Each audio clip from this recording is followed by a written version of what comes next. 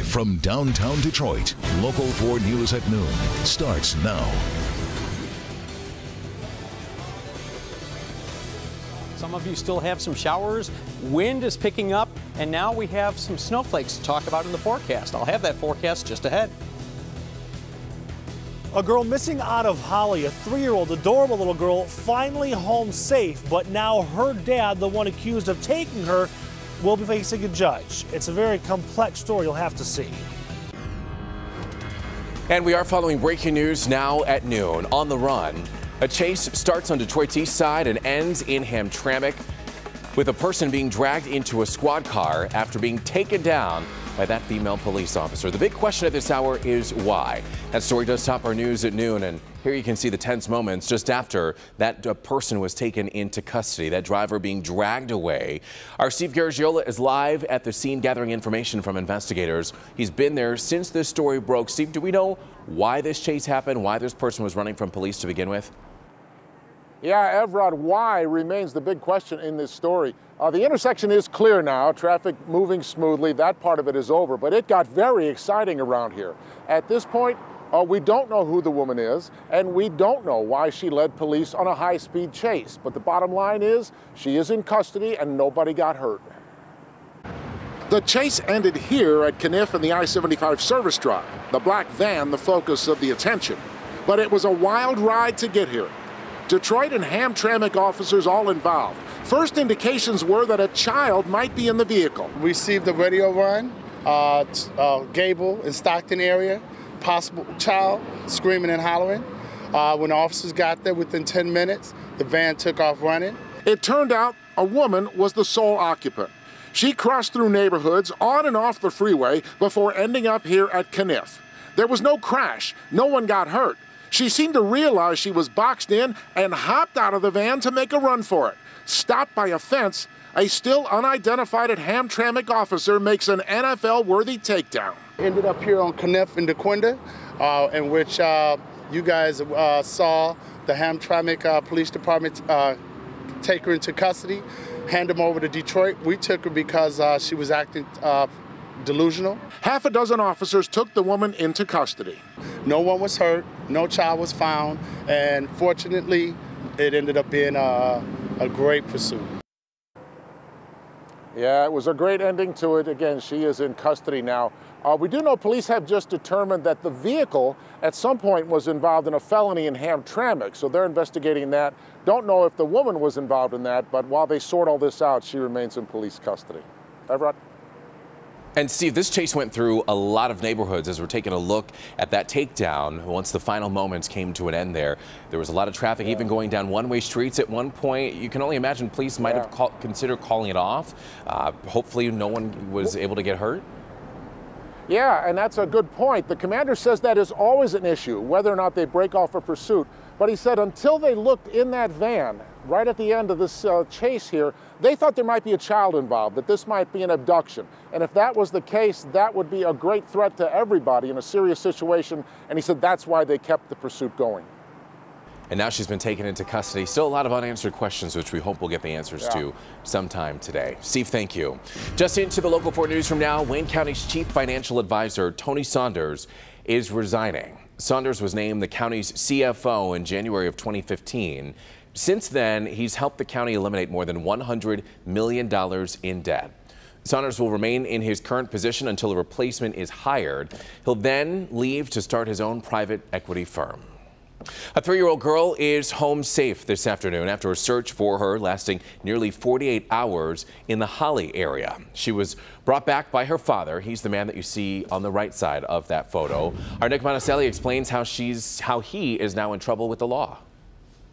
Good afternoon. Depending on which side of this family you're on, it's probably a good thing or a bad thing. A good thing that this little 3-year-old girl is now home safe. A bad thing for the father, for Brent Owings, because he's now facing a list of charges and will be in front of a judge later today. Now, here's the father, Brent Owings, with that little girl. We've now blurred her face because she's no longer missing and not endangered, so we're going to respect her privacy. According to the grandmother, though, the mom and dad have been going through a pretty tough separation. On Sunday morning, investigators say he broke into grandma's house and then assaulted his ex, the little girl's mom. He then left, went to his mother's home, picked up the little girl, and then took off. It is important to note, though, that it was his weekend to spend with her. However, he had not been heard or seen from, so that missing child report was filed. But about 3:30 this morning, Owing called MSP saying the girl was returned to her grandfather. Mom went there and picked her up, so she's okay. And Brent Owings agreed to turn himself in. He's now facing charges of burglary or forced entry, assault by strangulation, and domestic violence. All of those charges stemming from the alleged assault against Mom on Sunday morning. And the grandmother, who was terrified last night, thinking about what could happen to her granddaughter. The last 2 days, I didn't know where he was, what he had done. His state of mind in his Facebook posts have been very dark. And I was terrified that he might have done something because he told, basically, if I can't have you, nobody will. So notice there were no kidnapping charges on that list. That's because technically he had the girl with him and it's his daughter. So those could change, that could be amended, but that all is up to the prosecutor. We'll have to see what they decide again when he is arraigned later today. I'm Nick Monticelli, Local 4. On Detroit's east side now, a death investigation is underway after a body was found on Goulburn. There's no word yet on where this body came from, but police are still gathering information.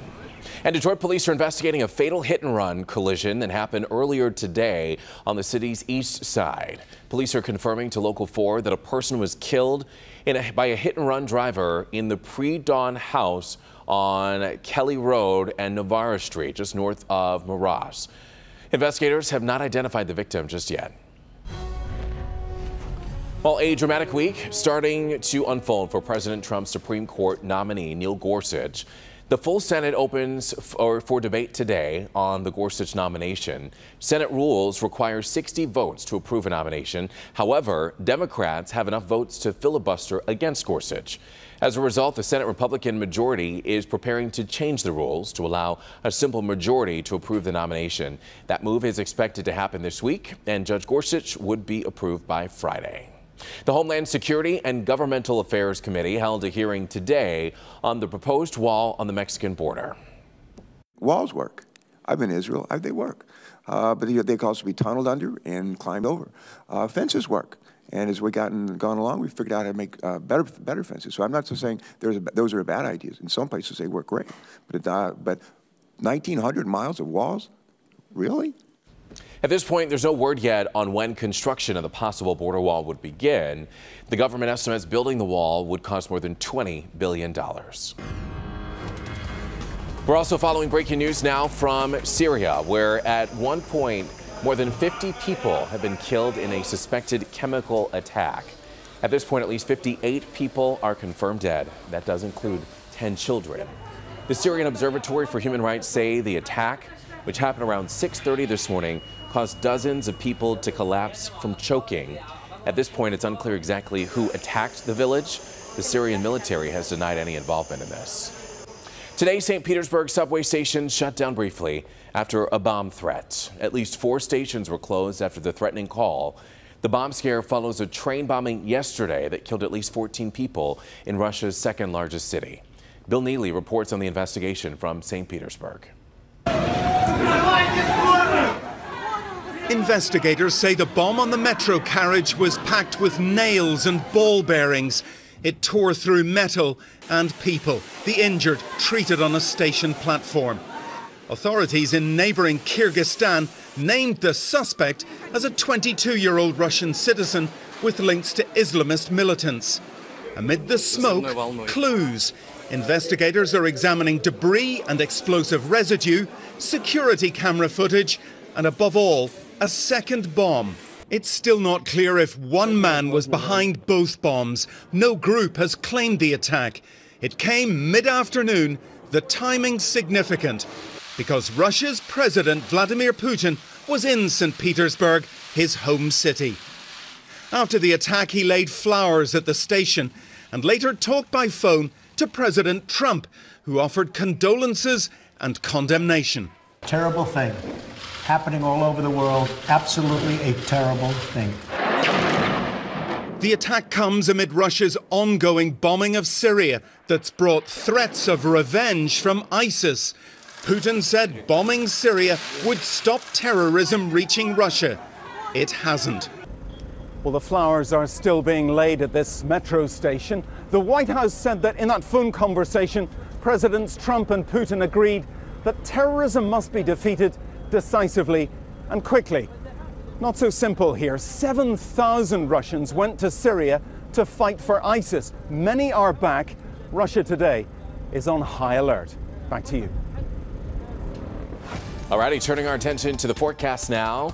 Well, we've been talking about rain so far this week, and Paul Gross is in for Brandon this afternoon, and you're even talking snow. We'll get to that in a minute. How are we looking right now? Yeah, let's not get ahead of ourselves. A lot of people don't want to hear about that, but we're going to talk about the rain, and there's actually more rain coming too, more soaking rain. We don't need that either. Right now, temperatures basically between 45 and 50 in most areas. The warmest spots are 51, both at Detroit and at Monroe. And the wind, as expected, has started cranking. We have a lot of areas that are gusting between 20 and 30 miles per hour. In fact, look at Ann Arbor, you're at 31 miles per hour for a gust. All right, let's get to radar, and this is where we're going to do some explaining here. Scattered very light showers across the northern half of the area. As we expand the view, what we have is we have low pressure now sitting right over the thumb here.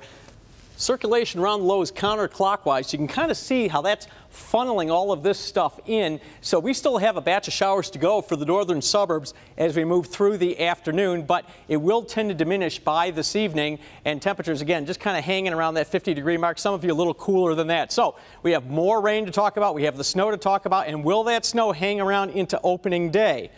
All of that coming up in just a bit, Efrod. Well, we certainly hope not. Paul, thank you. Still to come, we've got good news today for General Motors CEO and board chair Mary Barra. We'll tell you about her groundbreaking achievement coming up next. Plus, making changes. The NCAA reacts after the so-called bathroom bill was repealed in North Carolina. Find out how they're responding to the repeal. And we do want to keep you updated on the latest involving that police chase that started on Detroit's east side, ending in Hamtramck, with the suspect being taken down by a police officer. Police chase ending there when the woman tried to run from her car. At this point, it's unclear why the woman was running from police in the first place. And there you see she is taken down after trying to jump over that fence. There it is. We're going to have more on this coming up in just a little bit on the air here and on ClickOnDetroit.com. The NCAA has announced it's lifted its ban on holding championship events in North Carolina. The NCAA decided to pull tournament games from North Carolina last year after the state passed its controversial HB2 bathroom bill. Then, last week, the state of North Carolina passed a new bill which repealed the HB2 law. Now, while no events have been scheduled in North Carolina just yet, the NCAA says it will now consider the state for hosting future events. Well, opening day came and went for the Tigers and the White Sox in Chicago after the game was moved because of lousy weather. That game is now scheduled for 2 p.m. today, or 2:10 p.m. I should say. That's when first pitch will be, with Justin Verlander on the mound for the Tigers. Opening day, don't forget, it's in Detroit this Friday, and we are going to be there live for you from Comerica Park. Make sure you join us starting at 4:30 a.m. for that. Well, today has been designated as Equal Pay Day, and it comes as we learn that General Motors CEO and board chair Mary Barra was the highest paid executive of Detroit's Big Three in 2016. Barra received more than $22.5 million in total compensation last year. And by comparison, Ford Motors CEO Mark Fields received just over $22 million last year. And Fiat Chrysler CEO Sergio Marchionne was paid $11.5 million. All right, still to come, there are a lot of ways to honor someone. You could choose a statue, a plaque, or even a national holiday. And then there's a burrito. This week for Tasty Tuesday, it's not only a great deal, it's also a tribute to an American president. Paul? Well, a lot of cloud cover around right now, and some of us are still seeing those clouds leak, and they're believing me, the soil is saturated. We don't need any more rain, but we have more soaking rain coming, some snow to possibly deal with, and then opening day. We'll talk about all of that coming up in just a few moments.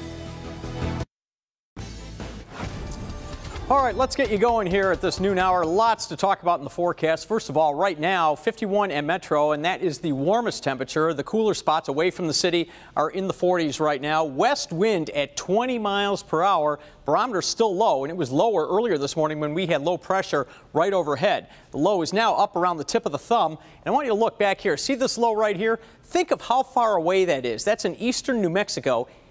It's going to be here by tomorrow evening. But there's a break in between, so at least we'll get a small break. But here we are with what's going on right now, and you can see this last batch of rain is going to rotate through our northern suburbs during the afternoon. You can see that right here. So basically, pretty much mostly north of 8 Mile. There might be just a little bit south of 8 Mile, but mostly north of 8 Mile. We still have rain to go through the afternoon, but then things will finally end tonight. So let's get right to the computer model, and I want to spend some time here and give you some details. So by the time we get into this evening, any shower activity should move out. Now, tomorrow morning's rush hour dry. Any filtered sunshine should quickly be replaced by cloud cover. Here comes that next low. Remember I told you it was in eastern New Mexico today. By tomorrow evening, look at it. It's already into Indiana, spreading rain into the area. I think tomorrow's evening rush hour is going to be dry, but then in the evening, the rain moves in, soaking rains overnight. And then look what happens. The colors start changing. You know what blue is on our computer model. That's snow. This is going to be a heavy, wet snow for the central part of the state. Eventually, we are going to see a transition to snow overnight, late in the day, Thursday into Thursday night. The best chance for accumulations across this part of the state, the central part of the state, but we could see some accumulation on grassy areas. We'll keep an eye on it. We still have to fine-tune some of the real complicated science involved with this, but basically, as we get into Friday morning, look at this. Still some lake effect snow coming down the thumb here, but it will continue progressing east. This is as far out as this new model will go, but I think this will be east of Detroit by the time we get to the big ball game opening day on Friday. So this afternoon, scattered showers and then eventually a period of rain to the north. It's mostly dry to the south. That wind 20 to 30 miles per hour with temps basically in the 40s to near 50. So tomorrow the rain late in the day, 55 for the high, 40s for Thursday and Friday. Both days are going to be windy. We'll talk about opening day in a second. Things improve significantly by the time we get into the weekend. But as far as opening day itself is concerned, to get ready for a raw one, temps just getting into the 40s, a windy game, wind chills around 30, Evrod. Boy, oh boy. All right, Paul, thank you. Well, you know what that sound means? It's time for Tasty Tuesday, and we're talking Mexican food with a touch of soul and a ton of flavor. Tasty Tuesday takes you inside the home of the deep-fried burrito, and it's a good one. Tara Young and Natasha Jones own 44 Burrito on 8 Mile near the Lodge and say that it's for people who love Mexican food with a little bit of soul. They actually named the restaurant after the 44th president, Barack Obama. The restaurant honors Mexico in a concept of colors and uses its native spices with soul seasoning mixed in. Everything that we cook with a little bit of soul. From the tacos to the fajitas to the burgers to even we have a white bean chicken chili. And it is delicious. And when it comes to deals, we've got two to tell you about if you want to go and check out 44 Burrito. They already have what's called Taco Tuesday, so you can definitely go there and get 2 tacos for $3. And then the Local 4 Tasty Tuesday deal is also pretty special. They're going to give you 20% off of your meal that's over $25. So make sure you go there, spend $25 or more, and you'll get 20% off your order. It is delicious. Still to come, the gym is a great place to burn off some energy, but we're going to introduce you to an interesting gym with some very unusual visitors that you just have to see to believe. Keep it here. Replay song. Finally, for a lot of people, the gym is a great place to burn off some energy. Sure. But in Egypt, they decided if it works for people, it might as well work for dogs. That's right. A local animal center in Cairo built a full outdoor gym with hurdles, ladders, and more just for dogs. They say the gym is for dogs. Usually, they'd be locked inside all day. Why not, right? Yeah. All right. Well, have a great day, everybody. We'll see you tomorrow.